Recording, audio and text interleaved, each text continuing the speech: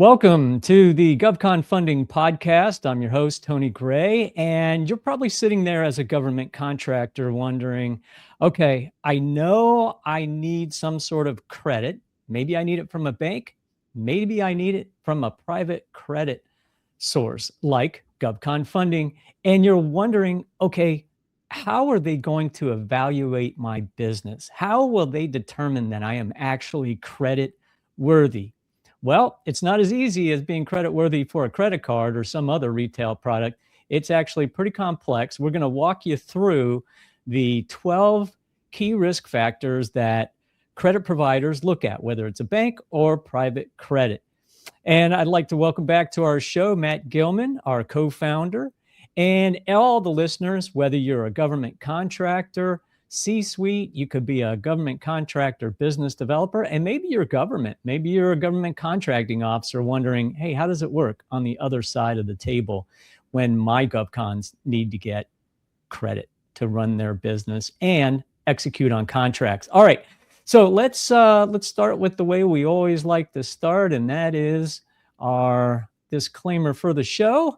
And this podcast is for educational purposes only and does not constitute financial advice for your specific business or personal endeavors. Gilman Bagley and the people appearing on this show are not liable for your results from the content we present in this episode. But if you want specific recommendations, contact us directly and see our contact information in the show notes or go to gbgovconfunding.com. And while you're there, you'll probably notice we provide fast and flexible financing solutions to small businesses and lower middle market companies that allow them to access working capital by leveraging their business assets. And we've provided more than $500 million to our customers with fast approvals and sometimes same-day funding. And we did all of that with 100 plus years of private credit and business growth expertise.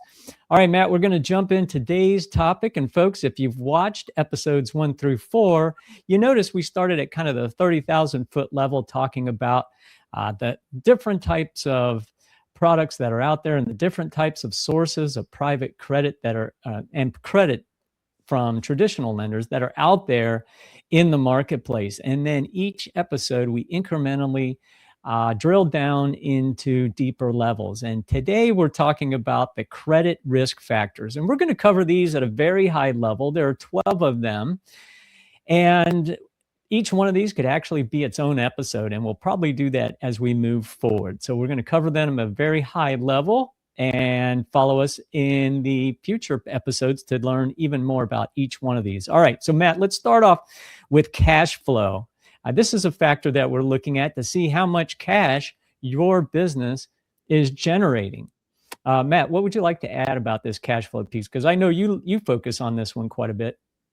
Yeah, absolutely. So I think, I would look at first credit risk factors as a definition as a whole, right? Like, what are we doing when we look at a company, right? How can a bank or a non-bank lender understand your business and understand either what you can repay, what you can afford, but more importantly, what's going to only benefit your business, right? So it's sometimes a misconception that it's like that the bank versus the business owner. And I've said that in the past, and it's not, right? An underwriting process is meant to say, can a company support the capital that you're going to provide to them? And if they can't, even if the bank said yes and you started accessing the money, you have to ask yourself, is this going to end up being an overly positive relationship if the company really can't support the product that they're getting? So, the first place that you're starting is cash flow, right? Can your company afford to repay a loan or line of credit? And typically what we do when we look at that is we go towards profitability, right? And since profit is really the way to repay a loan, right? You can say refinancing a loan or raising equity is a way to repay a loan. But the reality is the only way to truly repay a loan is through your cash flow. So can your cash flow support it?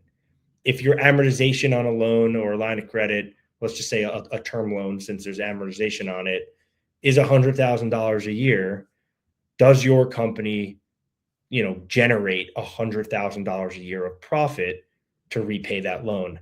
So the reality is that's a really simple formula, right? It's, do you make the money to repay the loan? And then in many cases, lenders want to see that there's additional cushion in there, because it's not only about repaying the loan. You have to have, extra profit, money that builds in the company, something that can support, a reduction in revenue. Yeah, yeah. In simple terms, it's like you're renting money, right? So can you pay your rent? That's all. That's what the banks are looking at. That's what the private credit sources are looking at, right? You mentioned the term underwriting, and some of the folks listening to this may not have heard that term before. Matt, what do you mean by underwriting? Yeah, underwriting is the process. You look at it as your loan application, right? Your loan application goes into an underwriting department. So the underwriting department are the people who are responsible for reviewing the information, running spreads, understanding your company, and determining whether or not you qualify. Yeah, thank you for expressing that. And my experience is underwriting is typically firewalled in the organization, whether it's a bank or it's a private credit source, where they're really operating as independent, objective analysts looking at you as the company. And oftentimes it's the business developer, relationship manager, banker, senior vice president, however you want it. The person you're talking to at the bank is your advocate. And so they're trying to present a solid case to that underwriting department just as much as you are as the customer. I mean, they are your real advocates and your champions in the organization. And at the end of the day, underwriting, they look at the numbers. They look at the number, and they have to do that because they need to make sure you can pay your rent. Okay, so we talked about cash flow. Let's talk about accounts receivable. Sure. So accounts receivable, now we're talking about an asset within the business, right? So we could expand accounts receivable and look at, right, number 2 and number 10, right, which is the collateral and the accounts receivable. Accounts receivable, especially for government contractors, and service-based contractors, usually drives the largest asset, right? So when we look at accounts receivable, what we're looking at is work that you've completed and work that you've billed to the government, right? So when you bill an invoice, it moves into your accounts receivable aging report. So the accounts receivable is going to sit there as an asset that you could potentially borrow money against. Yeah, and the reason why I numbered these 1 and 2 is because cash flow, and correct me if I'm wrong, is typically the risk factor we're looking at to assess the enterprise, meaning assess your entire business. How much is your entire business generating? Whereas accounts and that's going to be a factor that banks and private credit will look at if they're providing you a business line of credit. They want to make sure the business can actually generate sufficient cash to pay the loan or pay the servicing on the credit facility. Whereas an accounts receivable, that could be something that's assessed really on, let's say a contract line of credit potentially, right? Yep. And so these are 2 key factors that banks and private credit will look at. Now let's move on to profitability, because it's a little bit different than say cash flow. Can you talk about profitability and maybe focus on this term called EBITDA? Sure.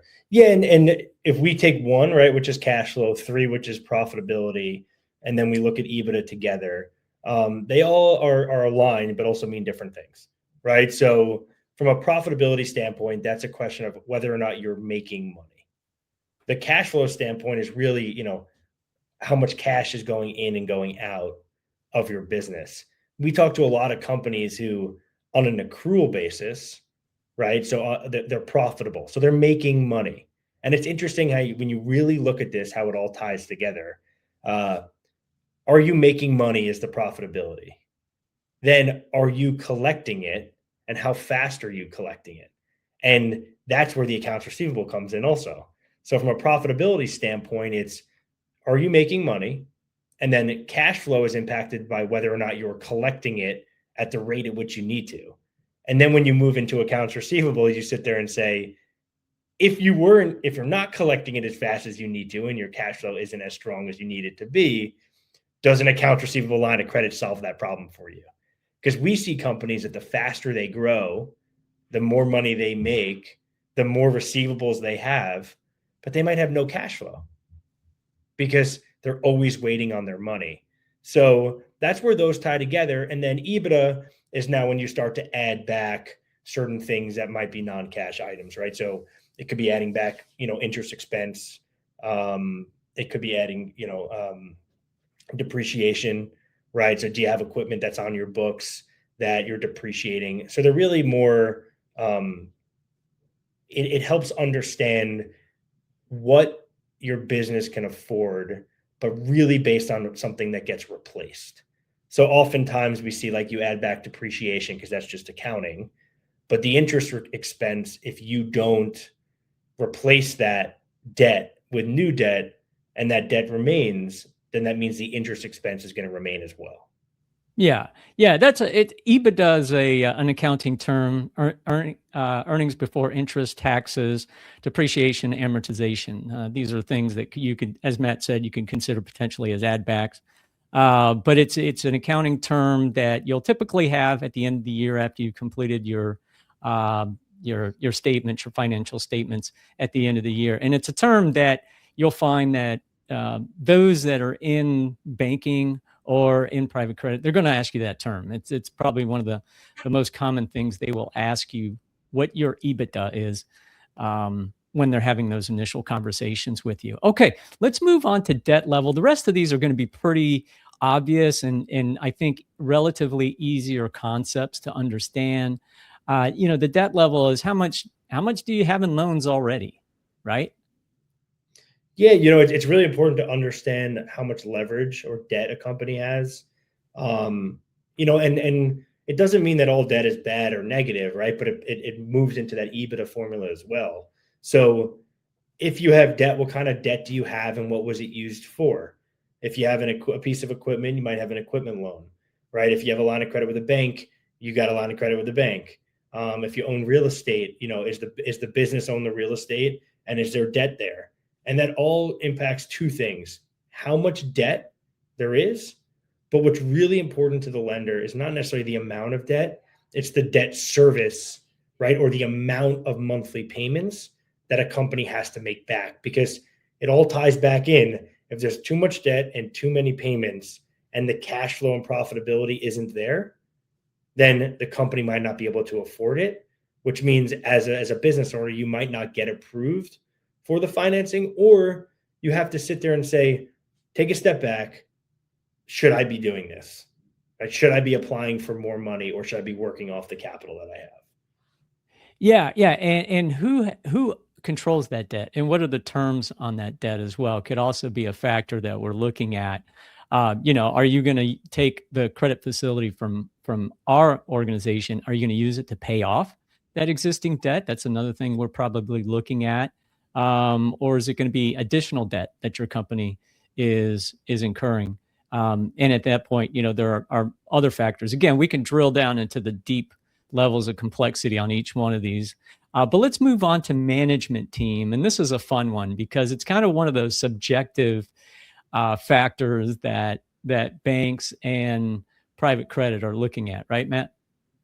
Yeah, we could and Tony, if it's okay, I can lump a couple of them together because it's really a lot of it's the big picture, right? Everything is a part of the underwrite. Some things matter more than others, but when you look at each individual item and then you look at the whole picture, you sit there and you say, what is the overall risk profile, right, of a transaction? So when we look at the management team, it's about the stakeholders, right? You want to understand who's pushing what buttons and what their resume is. So has the owner done this before? What's their experience growing a company, maybe at the rate that this business is growing? As you grow fast, operations sometimes breaks. Who's your operations manager or COO? Can they handle, right, from an operational standpoint, the growth in revenue? As you're growing in revenue, you have more expenses, right? You have more people, you have hiring. What does your HR department look like? And we all know sometimes small businesses, or most times, the owner and maybe one other person is wearing all of these hats. And they're chief cook and bottle washer, right? Yeah, and that's okay, right? But we always want to see, can they do that? And that ties into how long has the company been around, right? And what was their history before? What industry are they in, right? Because the industry they're in, does it align to the management team's background, right? And what they've done. So when you take all of those things into account, which isn't the math and isn't the formulas, it isn't the cash flow or the profitability, it's, can the management team support what is going on today and what the future looks like? Yeah. And I'll jump in with 7, 8, and 9 here, bundling those in. You talked about the industry risk. Is the industry that you're in, is that one on a downward trajectory? So for the government contractors listening, there was DOGE, there were a lot of changes over the past year and a half or so, and some agencies really got hit hard. And so that could be a specific customer orientation that you have that could be a risk factor. And then, you may have customer concentration, meaning you have all your eggs in one basket. Maybe your government contractor, you have all your eggs in one agency, one specific organization, let's say within the Navy, one PEO. Okay, well, wow, what if that PEO has a major hit to their portfolio and their funding? That could be a risk factor. Or in commercial terms, if all of your business is with one Fortune 500 customer, that's a risk factor, because if that one company has a problem, then you're going to have problems. And the other, drilling down a little bit more, is the contract backlog, meaning what contracts do you already have in place? And we're looking at things like, we want to see the waterfall, meaning, is it kind of as you look at the contracts that you have and you have those period of performance end dates, do they cascade naturally, nice and easily? Or is it a sudden drop a year and a half out and you've lost all your contracts, you hit end of period of performance? What we're looking for is a gradual decline in the out years, so that we can see that you're not going to have any sudden drop-offs in revenue. And then, Matt, let's go to the last 3 here, talking about collateral. Yeah, so there's cash flow, right, that can support the repayment of the loan, and there's collateral which secures it, right? So banks or non-banks want to see that there's collateral behind the money that they're providing as well, in the event that something is troubling, right? In the event that we have to figure out a way to work through a problem, you want to see that there's collateral there. And sometimes in certain industries, there's only certain types of collateral, but collateral plays a role, really, when you think about skin in the game, right? What is the business and the business owner putting up to help support the approval for a loan? Yeah, it's kind of that rainy day situation. If you can't pay your loan, okay, what other assets do you have that you could potentially liquidate to pay off the loan, potentially? Yeah. Okay, let's move on to the last 2 here. Financial statements, number 11. And I think this one is more about the quality of the financial statements, right? We talked through a lot of things that are in the financial statements, like accounts receivable, cash flow, EBITDA. Those will be in your financial statements. But what we're looking at is really the quality of those statements.